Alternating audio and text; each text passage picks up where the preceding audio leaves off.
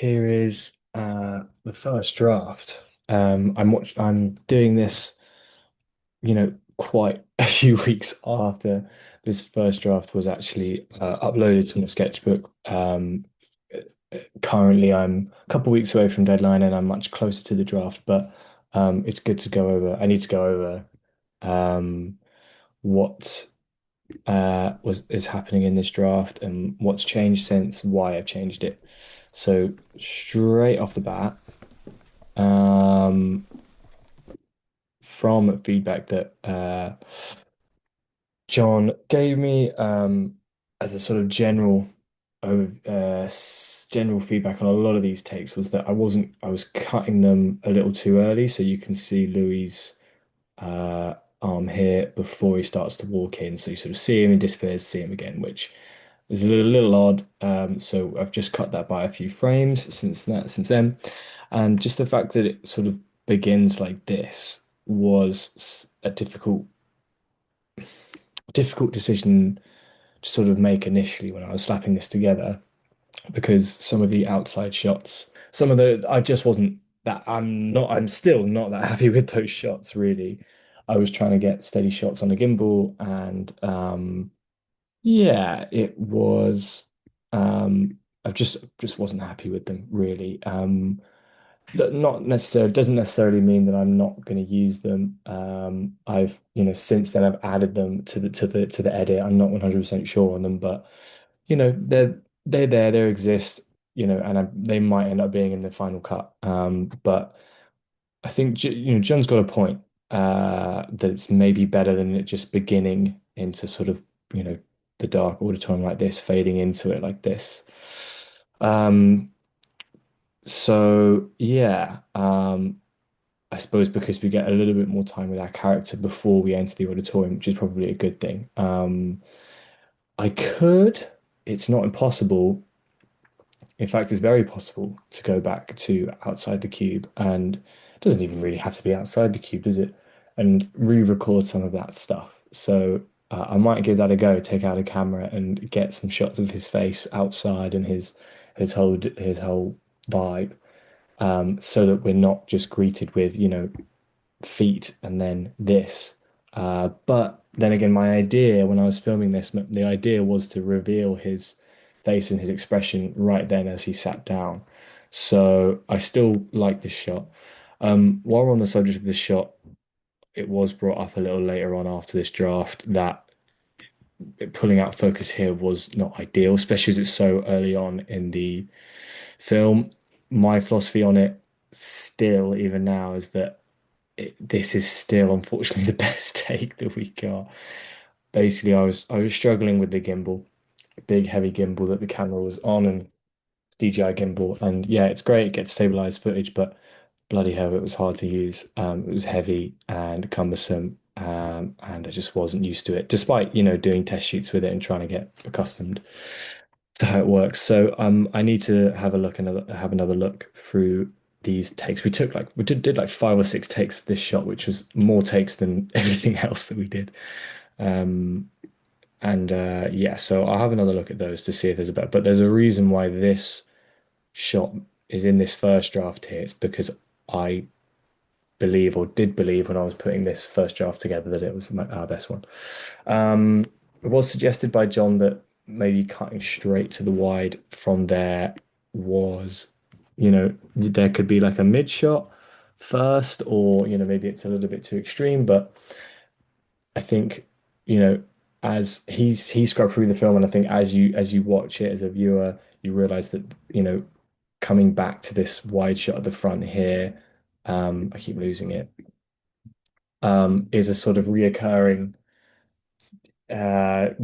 shot throughout that sort of gives you a sense of space and a sense of how the room, which is deliberate to make you give a sense of like how the room is filling up, and how quickly it's filling up and how loud it's becoming, how much that annoys him, because he just wants to get on with it, and he's annoyed. This shot is I'm really happy with. It wasn't actually my idea. It was Ishan's idea. He was there doing sound recording with us. It was just us three for the majority of the time we were there, and yeah, he was. he was laying down on the floor recording audio down here on the floor and said, "Oh, this is actually a really cool angle." So props to Ishan for that one. So we've got some of the sound coming in around about now.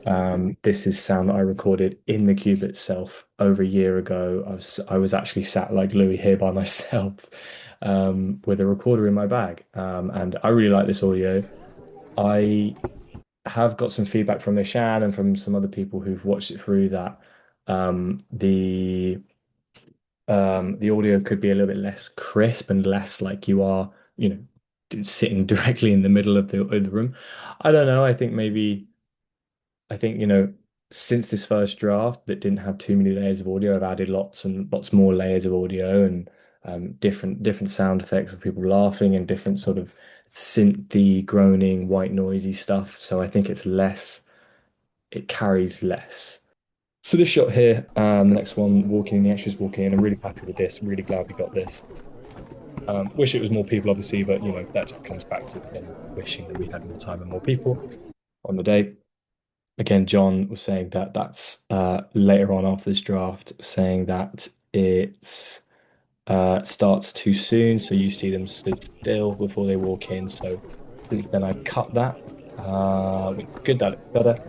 These little details do make a difference in learning. I really like these close-ups of Louis. These are great. Um, this was audio-wise a little bit of a struggle because the actual audio stupidly we weren't I didn't get someone to hold, or at least I couldn't get someone to hold. There weren't enough people to hold a recorder right by us while we were doing these long takes. These are quite long handheld takes. Louis holding the camera here and it's me and Ishan, and so we didn't have another pair of hands to set up. Just have a recorder right next to us to record it. So this first sound of me with my hand here is from the camera. That's legit. And then this second one is the same piece of crunchy audio overdubbed onto Ishan, Ishan doing that, which I think it works. It's convincing. At first, I was like, "Oh shit, it's not very convincing," but it's convincing. Messing around with the audio has been a huge part of this. Manipulate it. I really like this shot of them walking up the stairs. The extras that we had. Okay, so just pause to double check that everything's working. Ignore, by the way, ignore that it says that I'm my dad and that he's an Asian man. Neither of those things are true. I think at this point, when I was creating this first draft, I did know that I had to add a lot more audio, but I didn't quite realize that the fine details of adding in sound effects of him chewing and rustling around with the bag and stuff is so important, especially making that stuff loud, because that is the stuff that is really annoying when you're sitting so close to one another in the cinema and you just want to get that shit started, right? It's jarring, and a lot of this is about the perspective of being there by yourself and how all this stuff can really get on your nerves. So in the background there, I don't know if you can hear, you've got some like creepy, like horror music, kind of like blinky blinky plonky sound. That is actually from a really old sort of fucked up piano that they have just around the back of the stage that my mates found and were playing around on, and Isham recorded, and it's a really weird sounding thing. Um, Added that in the background just quietly, a little bit of tension and I don't know if I'll keep it, but I don't think it's super prevalent in the audio anyway, and I think it sort of matches up with this sort of tension, adds a little bit of tension to this part that normally I'm wanting it to build up. We've got the sequence here, which connects closely to my sort of first drafts that I was doing in my bedroom in black and white. Lots of shadow work and that was at the time when I didn't think that there was going to be a face to the character. It was just going to be the character represented through sort of jittery feet and jittery hands, and there wasn't actually going to be a face. So, I'm glad that I've, we recorded a little bit of this and a little bit of the shadows going over the feet on the day. And obviously, since then, I've added the sound effect. You can hear the sort of whoosh sound effect, and this has been sped up. That in reality was quite a slow movement of the light going across. That nicely sped up. repeated in reverse. Did I reverse it? I'm not sure, but actually, yes. So after this, oh no, here we go. Yeah, there it is.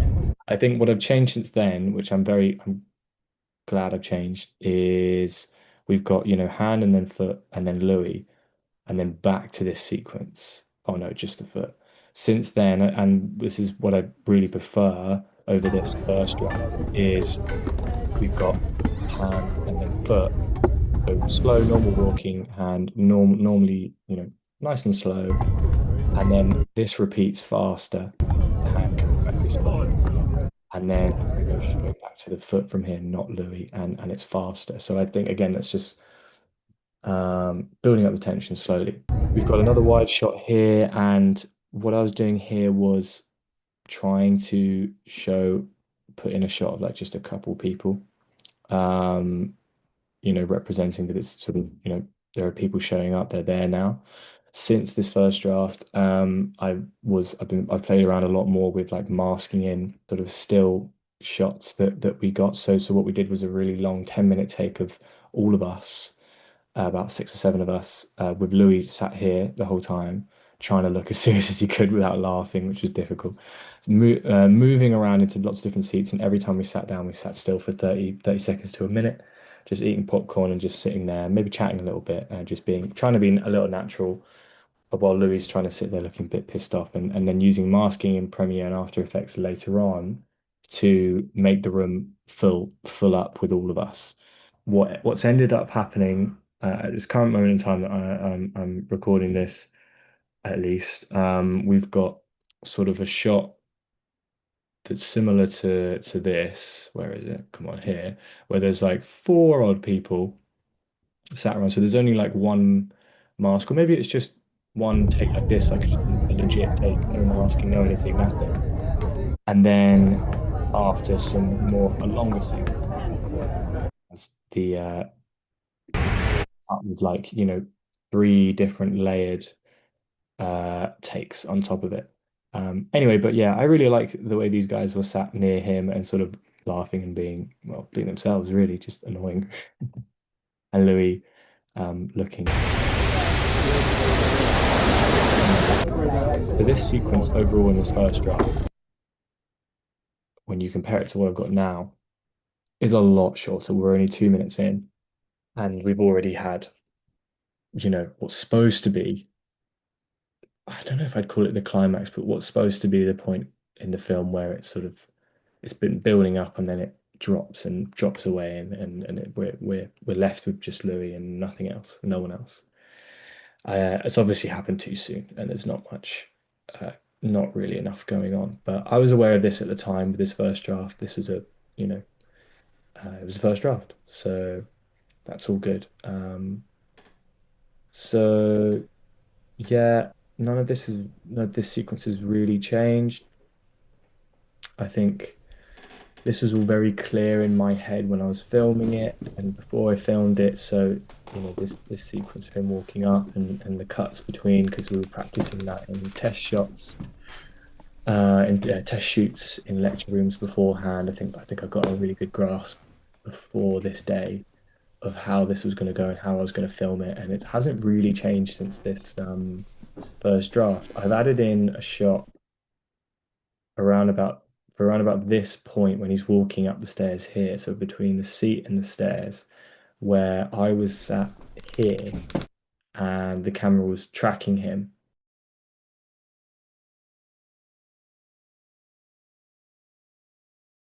It's much more of a POV type shot, and that really gives you actually like a brand new perspective on the room and how large it is and just how it looks. So I do really like having that shot just in this section here. The other reason There was multiple reasons for putting that shot into the take that I have now. It's less animation for one, because I was planning on animating from hit this frame all the way up until when it cuts away, which is about there. Since this draft, I've been, in and out of After Effects, anime, trying to figure out what needs to be done and how it can be done, and realizing that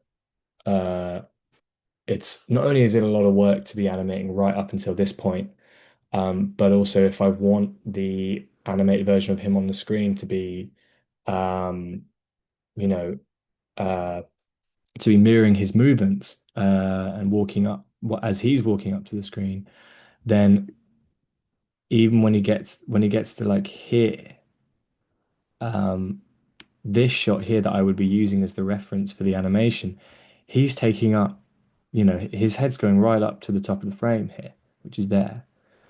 He's taking up a good portion of the perspective here. So once you sort of project that, once you animate that and put that onto the screen here, it's a bit odd because, he's only at the beginning of the stage here. Um, and so if it was a mirror, he would just sort of be about, the bottom half of the screen there instead of, the top half here and, taking up most of it. If that, I'm hoping I'm making sense. I write about this a little later on in the sketchbook anyway. So yeah, and then we've got this scene here where this for the first draft, there's no sort of screen, you know, this hasn't been overlaid the screen here. So since this first draft, I brought it into After Effects, brought it out. Jackson's had a go at it. I've had a go at it in Premiere, etc., etc. The time I'm speaking hasn't quite been fully worked out. I've worked out that I can do a lot of the masking stuff at home on my computer in Premiere, which is good, instead of having to go to campus all the time and using a different 2025 Adobe software to the 2026 stuff I've got, etc., etc. It's just workflow issues have been propping up, mainly for this for this scene here. All the other scenes have been all right and not too difficult to do, but this one is difficult, and that's not surprising. I'm trying to do quite a lot here. I'm trying to put in a screen, I'm trying to animate the hand. My thumb goes over his arm here, and there's lots going on. So at the time I'm talking now, it's been just about worked out. I essentially have to do lots of masking in masking editing in Premiere. It's the sort of rotoscope effect in Premiere is good, but it does lose. I'll take some screenshots to do a recording of this. It does sort of lose his hand a little bit. It sort of turns his fingers into web fingers. You'd think that it would be able to do a good job, but it doesn't like it. So that's a shame. I'm going to have to go through frame by frame and spend some time doing that. But it's all doable. And then and then the resolution of it is that he is in his sort of escapist. He's escaped, right? He's in the zone of the cinema now, and there are people around him. I was thinking that I'd have animated figures all around him like this, which would be really cool. I haven't tried that yet.